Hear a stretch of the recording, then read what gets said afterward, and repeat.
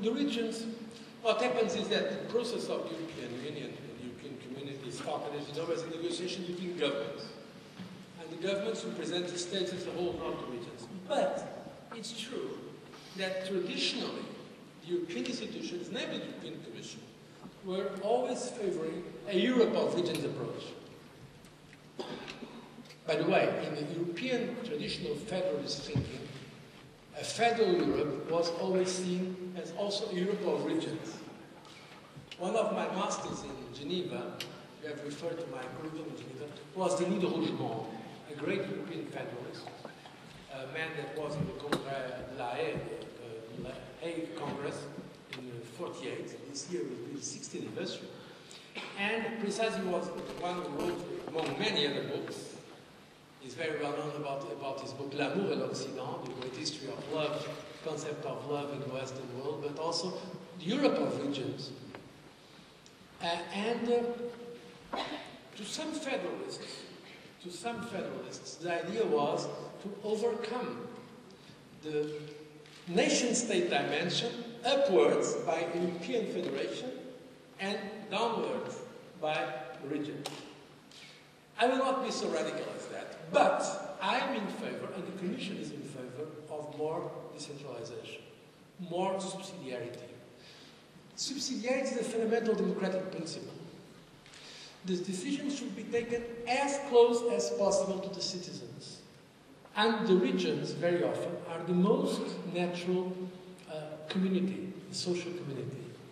Once I asked my master, one of my professors, de Rougemont, but how do you define a region? And he gave me this definition. You don't define it, you feel it when you are in one. So I believe the regions are a very important part of our European integration process. There is a Committee of Regions.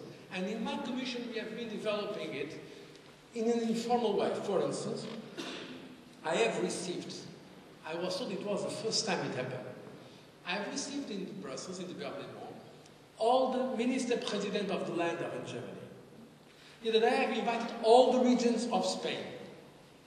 I also received the regions of France. I'm going to tell you that sometimes the member states, the governments are a little bit surprised about that. Why are you doing this? I believe it's important. This is the principle of subsidiarity. Because if the member states ask sometimes Brussels, respect the principle of subsidiarity.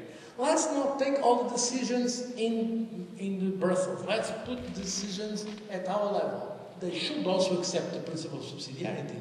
Let's take decisions as close as possible to the citizens. So yes, I believe the regions are an important part of the European dimension, but let's be realistic. For the time being, the most important political community is in the world will be the nation state. And so it is with the governments of nation states that we will take the fundamental decisions in the European process. Another question? Yes, sir? When the treaty wants to enforce political will to act, why don't the citizen can vote without the treaty? That's a decision of the member states. I believe it's important to... we have two ways of deciding on a treaty or on any legislation in democracy, by referendum or by parliament. I think from a democratic point of view, if you are a Democrat, you cannot say that a parliamentary way of deciding is not democratic.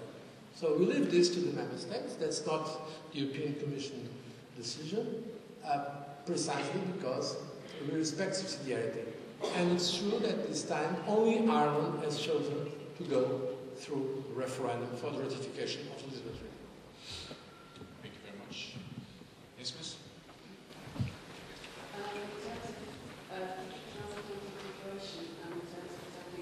Global challenges together with the US. Who do you believe is the best candidate for those wonderful presidency? I cannot do that. I cannot do that. What I can tell, I cannot enter in the American elections.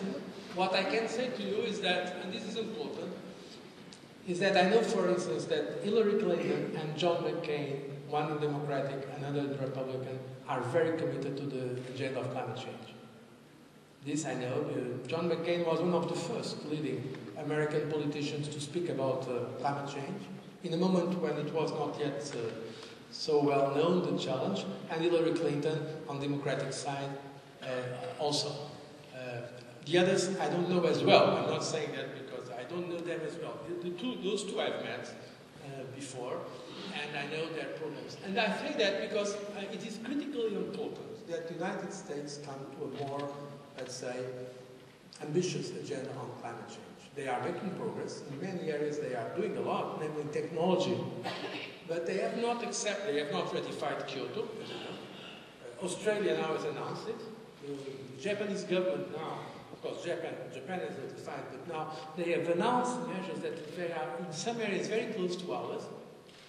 But without the United States being committed to the agenda on climate change, we will have difficulties in convincing the Chinese and Indians and others to do the same. So that's why I think one of the most important results of the next election will be precisely to see if the new president, if he or she is really committed to climate change, and I hope that the result will bring a more, let's say, committed president to this global issue that is one of the most, if not the most important agenda in the 21st, beginning of the 21st century.